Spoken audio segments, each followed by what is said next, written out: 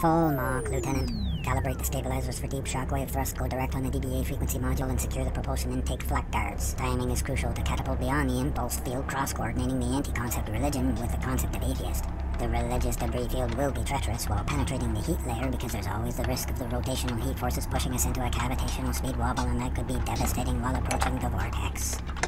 Fire at will, Lieutenant. Thank you, sir. I'm always up for some target practice.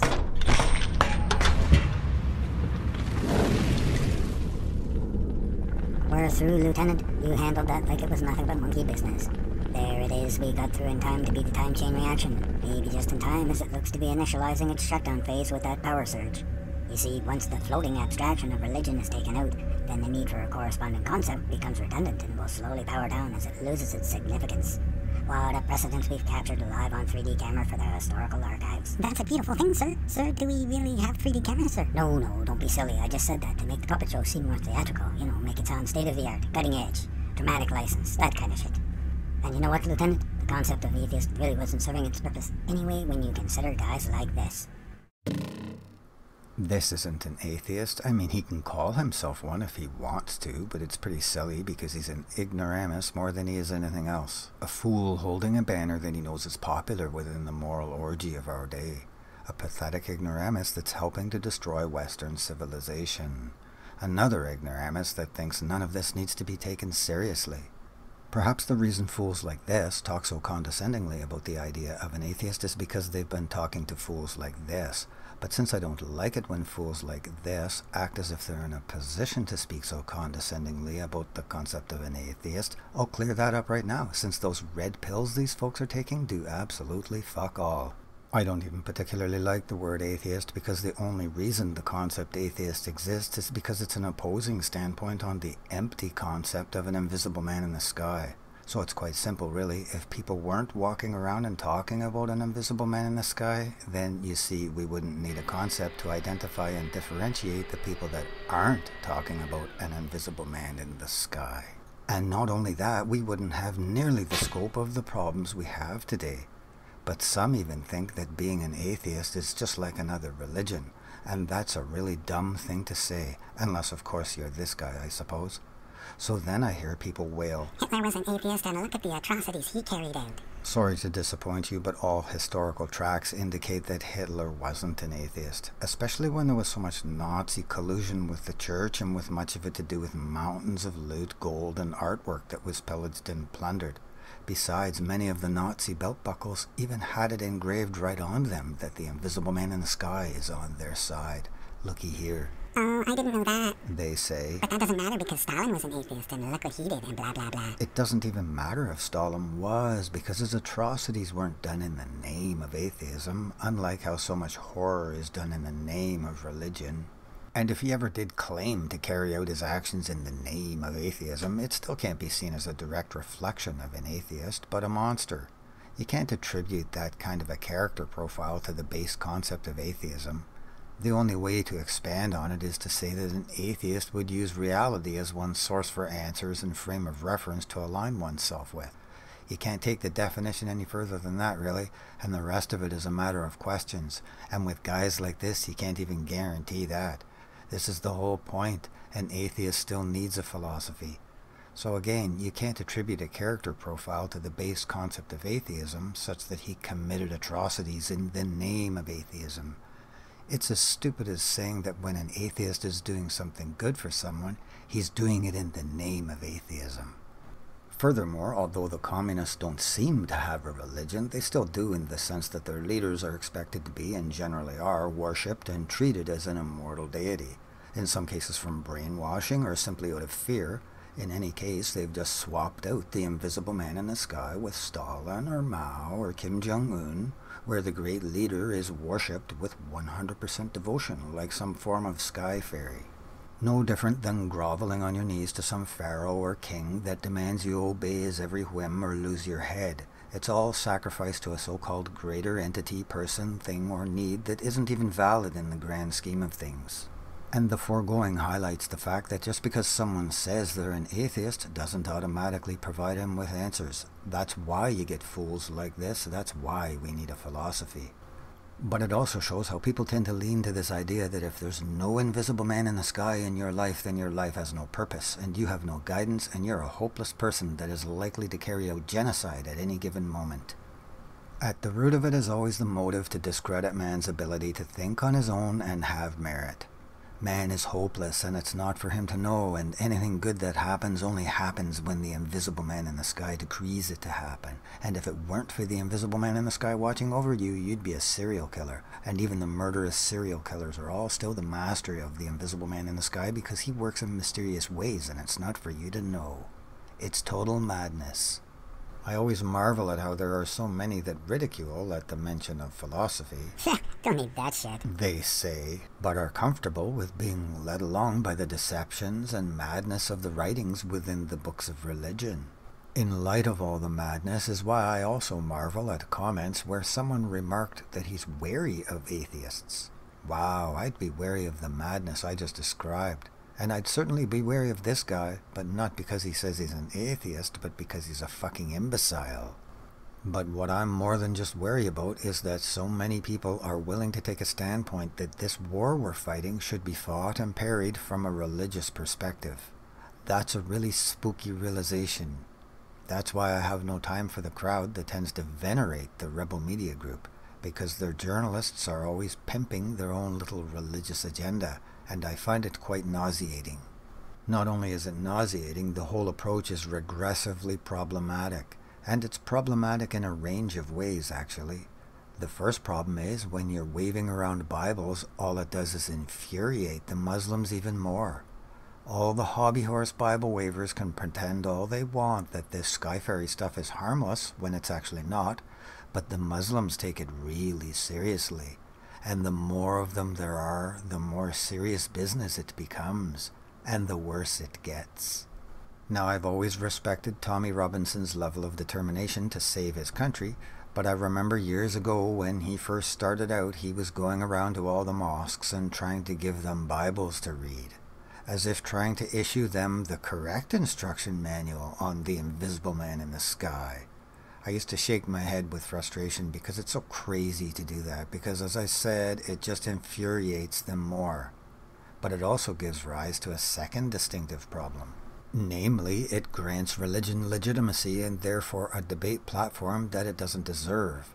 It provides the zealots a position to take it all serious. The Christians will even say that the Muslims take it all too seriously, but the Christians don't seem to realize that by justifying it on any level of seriousness, you're giving them an excuse and opportunity to take it seriously. You're legitimizing it for them. It baffles me that you people can't see that and how much it makes it worse. They think it's offensive to not take it seriously. So you can't play the game of, well, we take it seriously, kinda, but not really, sort of type deal thing. Because we only do it to prevent being frowned upon in public circles and maintain our false sense of popularity. and then hope they're going to treat it the same way.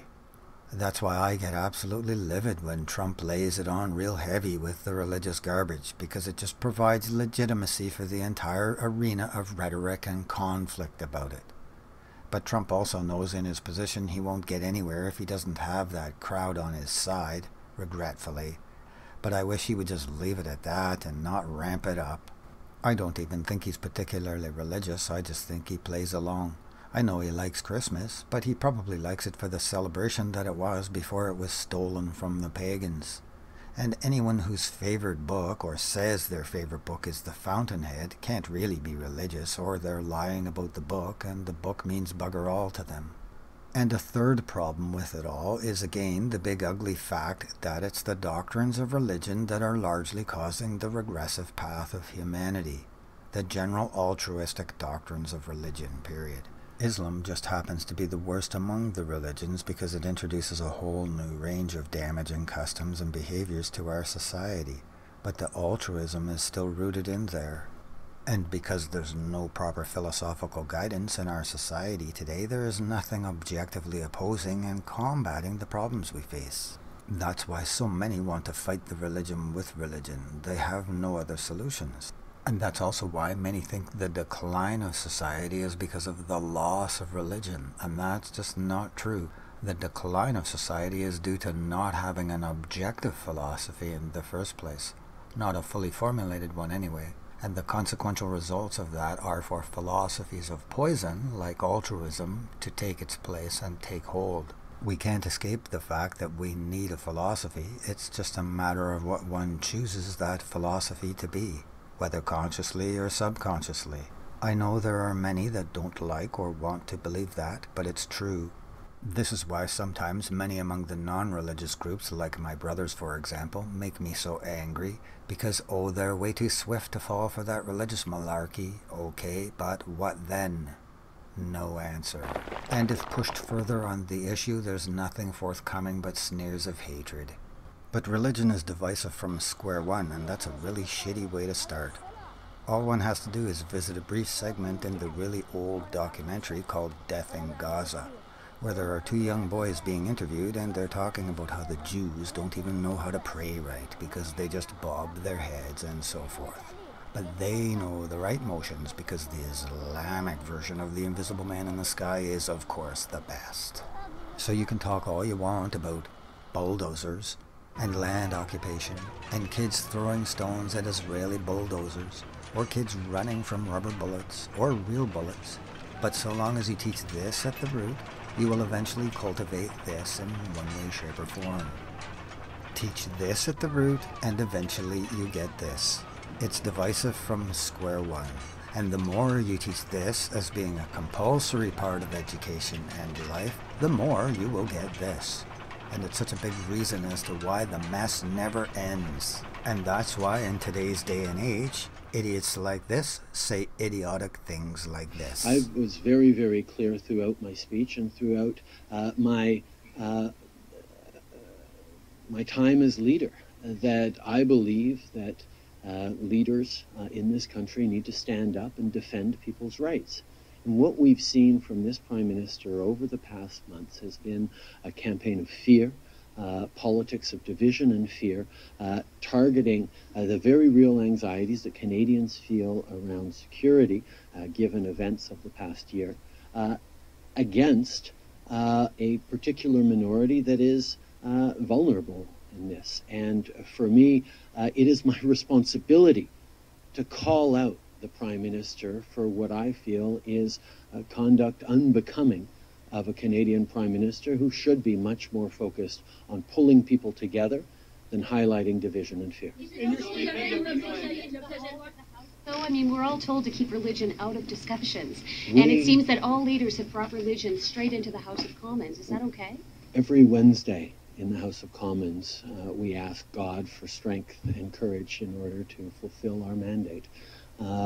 People's faith, people's values is important to all Canadians in various ways. And I think that how we reflect on protecting people's freedoms, people's culture, people's freedom of expression is very much a matter for discussion in this Parliament as an extraordinarily successful country.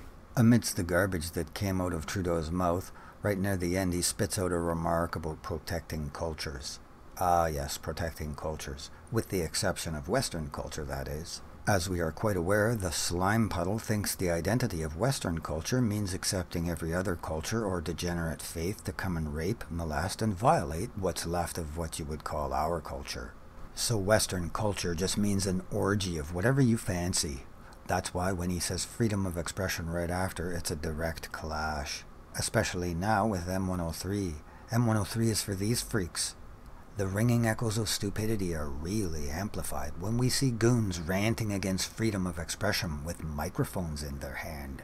Anyone that supports M103 is on Team Freak Show here. Or here again we see more creeps denouncing freedom of speech while exercising it, and then using the word values. This freak doesn't know the first thing about values, but neither does this freak. I'm afraid you can't be a champion of freedom of expression when your biggest concern is protecting those religions and cultures that oppose freedom of speech and expression. Based on what I outlined in Phase 1 of this expedition, you know I don't like seeing words like culture loosely used as a replacement for human values under a context that a culture is good and worth protecting just because it's a culture. And for the same reasons, it's stupid to have a freedom of religion clause in our charter, because it's more than just a loophole, it's a gaping abyss of abnormality. It's like an open season license to do whatever you want, so long as it's claimed under the banner of faith. But here's where people leap up and scream, witch hunt, people have the right to practice their blah blah blah. They have the right to practice what? Practice telling clear-cut lies to children and mentally disorienting their minds with unnecessary contradictions and germinations of divisiveness from square one? Because that's what it is, and that's what it does. And to those that hastily attack with, how do you know they're lies? Had better turn that question around on themselves with, how do you know they're not? But people are so hair-trigger on the witch hunt thing that they don't step back from the picture and consider it from the perspective that it needs to be educated out of existence, not burnt out of existence. And the step towards that should have been taken long, long ago. But since that initiative has never been taken fully, the infrastructure has basically remained, and now we see that what little progress was made to remove religion from education and other influential aspects of life is now being reversed, because Islam is oozing its way into being deemed as a necessary backdrop in life and education and schooling within what we would otherwise like to call our culture or social landscape. It's a very detrimental direction we are heading in. I don't live in Ontario anymore, I haven't for decades, but I grew up in southern Ontario before it became the parking lot it really is now, Kitchener to be specific. There is now a mosque and Muslim community facility standing in an area near where I used to play and skateboard many years ago as a kid, because it was such an ideal spot nestled in the industrial landscape of that area. And thinking about it inspired me to explore it with Google Maps, and sure enough, you can see, down here in this shipping area, you can see the ramp-style terrain of the pavement is a bonanza for a kid on a skateboard or a bike. This was way back when skateboarding wasn't the huge movement it currently is, with facilities at parks to skate at. So it was a unique spot for us to be daredevils and wingnuts on our bikes and skateboards. And the train tracks nearby also served as another highlight attraction for an exploring youth. I used to love the trains. I still do, actually. But so this building over here is now a mosque. Taxpayers' money was used to help establish that mosque. Taxpayers' money has always been foolishly used in the past on religion for schools and such, and it never should have been and never should be. But now more and more it continues to be, but with favoring Islam. It's a nightmare looming. And what's really foreboding about it all is that some of these mosques throughout Canada and the US and the UK and various other regions of the world are being used as fronts and protection for money laundering and drug smuggling activities. That's why so many of them are being guarded so militantly, especially at night, and many in the UK are being deemed as no-go zones, the sacred zone of corruption and filth, to help the opium drug smuggling chain and continue the opioid dispersal and overdose epidemic. They're like regimental outposts to help them carry out their revenge programs that are being implemented to destroy the people of the West. Kill the Western people with drugs. But even if this mosque isn't used as a money laundering or drug outpost, it will still be like a clubhouse or commune that will harbor ideas of festering hatred fueled with putrid teachings. No matter what way you look at it, the area I grew up in and played around as a kid will eventually become an overrun pest hole. There should be no such thing as state-sponsored religion, but now we're slipping into it deeper. And the whole idea of a political prisoner has never been part of Western ideas, but M103 gives rise to the idea of a political prisoner. You know, the true poison of religion is leaching back into society when proposals of that nature are being tabled. I always figured if religion was left unchecked and the root detriments of it were ignored, the Grand Inquisition would return and it would destroy the world. It's not a difficult thing to deduce, really. It is now engulfing the world because it continues to be seen as harmless. It's not harmless, it's poison, and it's divisive from square one. But if I ask a fool like this why he thinks it's okay to germinate contradictions and lies in the minds of children, especially ones that stem from an invisible man in the sky, his answer will be that I can't prove that the invisible man in the sky doesn't exist. The same way this pretentious prick, Mehdi Hassan, or however you pronounce his monkey name, does in this so-called debate with Richard Dawkins. If you actually believe Muhammad flew to heaven on a winged horse, that's an anti-scientific belief. And that could be wrong. But that bloody well is wrong. But that doesn't change. That doesn't change. How do you know it's wrong? Oh, come on. You're a man of the 21st century. No, I'm just asking. It comes back to my original question. The rational position is the agnostic. The rational position is the agnostic position. Why up there? What, I mean, the rational position. I didn't say up there. I didn't pick a place. Okay, you well, picked a place. why would a winged horse be the way to get to heaven if it's not up there? I asked a question about. You asked about proof. I'm all for saying I can't prove it, but can you prove he didn't do it? I mean, this is the end-all debate. Didn't fly to heaven on a winged horse? I'm just asking on your criteria. I'm just asking on your criteria. No, I can't prove it, and I can't prove it wasn't a golden unicorn. But I'm fascinated that you're rather talk about what animals the Prophet may or may not have used 1400 years ago, rather than talk about what Muslims or Islam is doing in the world today, good or bad. Well, that seems to be the distraction. If anyone's distracted, it seems to be you. Well, that's your view. I'm fascinated by how somebody, a respected, sophisticated journalist in the 21st century, can believe that a prophet flew to heaven on a winged horse. Let me ask you this. Are all people who hold beliefs in God and in miracles and the supernatural, do you regard them all as intellectually inferior to you? I regard those beliefs as intellectual nonsense. I don't regard the individuals as intellectually inferior to me, because many of them palpably are not. I'm fascinated at how weasels like this can turn a debate into some lame circulatory exercise of vacuous redundancy. First he uses the "you can't disprove it" argument, which he seems to think is the end of the debate, which just shows how shallow-minded he is. And then, to avoid any further direct factual questions, he turns to the usual gimmick of asking why Mr. Dawkins is busying himself worrying about the truth, while he should be acknowledging all the wonderful so-called good that Islam does. And then, to maneuver around the truth again, he pulls the last trick of turning the question around and asking if Richard thinks religious people are intellectually inferior. But the translation of that is, Richard thinks he's better than us because he doesn't believe the same stupid ideas we do. But it most certainly is intellectual nonsense. In fact, it's so anti-intellectual that it isn't even applicable to gauge in any chart or bell curve of measure. It's an insult to the idea of an intellectual discussion. Like in this clip where he flippantly says things like, "Let's pretend I'm wrong for a minute. We're all wrong and mad." In your book, you cite lots of evidence for the bad things religion's done. What I wonder is, if you were being fair, wouldn't you have also included some of the good things that religion's done? My passion is for scientific truth. I don't much care about what's good and evil, actually. I care about what's true.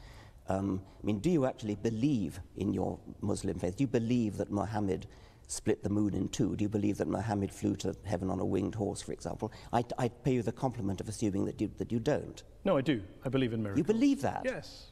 You believe that Muhammad went to heaven on a winged horse? Yes, I believe in God. I believe in miracles. I believe in revelation. I mean, the point here is that let's assume I'm wrong, Richard. I'm wrong. Let's assume I'm wrong. I'm wrong. I'm happy to concede that, Richard. I'm happy to concede it.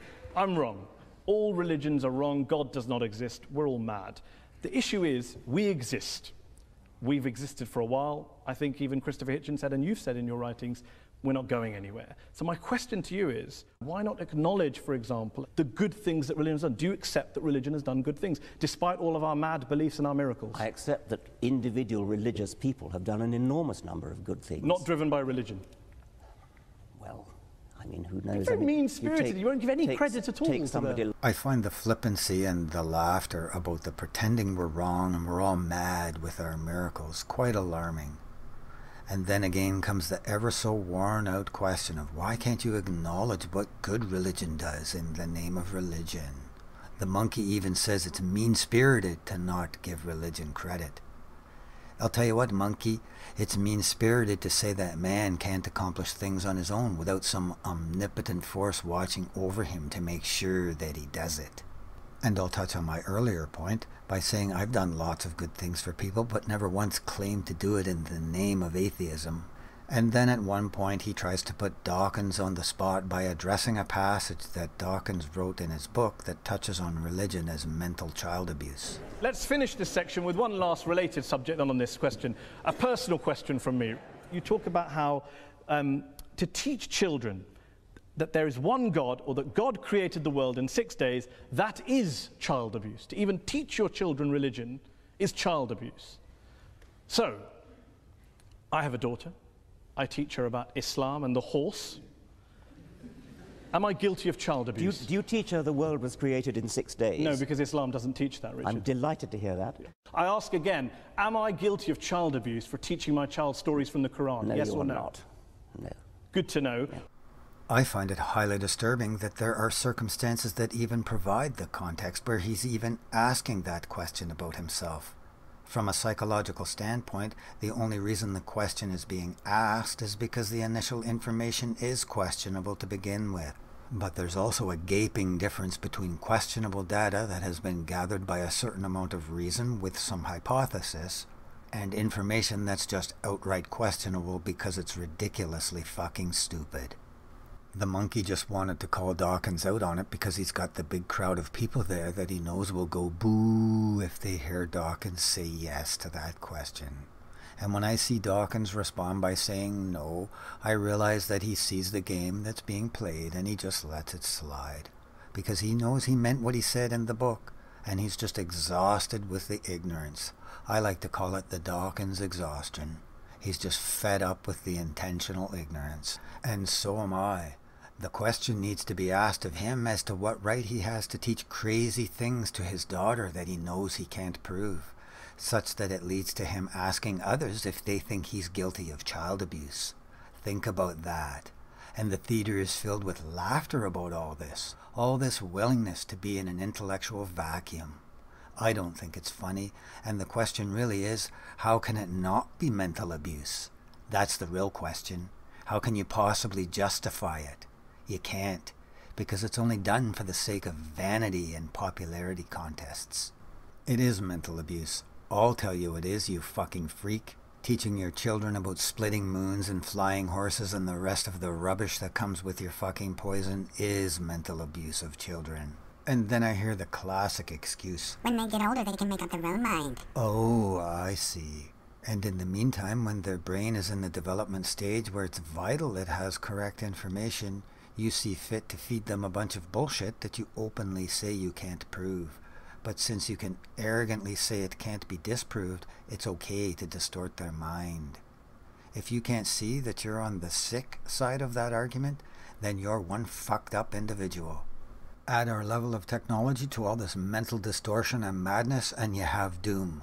Not biblical doom, just doom from biblical bullshit and ignorant puppets and robots running amok in an intellectually bankrupt society.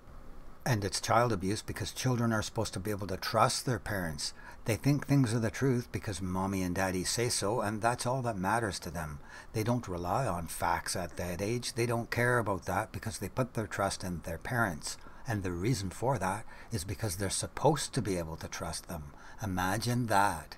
But that serious discussion is easily deflected with, let's see. What came first, the chicken or the egg? See, you can't answer that, so you can't prove anything. Their whole tone and argument just screams hollow uncertainty, intellectual terror, a desire to eradicate answers, and a hatred towards anyone that doesn't want to go along with the game in this line of discourse. The chicken and egg thing is so absurd anyways, because proving how things evolved or even got here in the first place does not change that they are here and they are what they are. A is A. Existence exists and things are what they are. Will one find the chicken and egg answer better through prayer or a supernatural trance or the mumblings of peasants claiming to be the underwriters for the invisible man in the sky?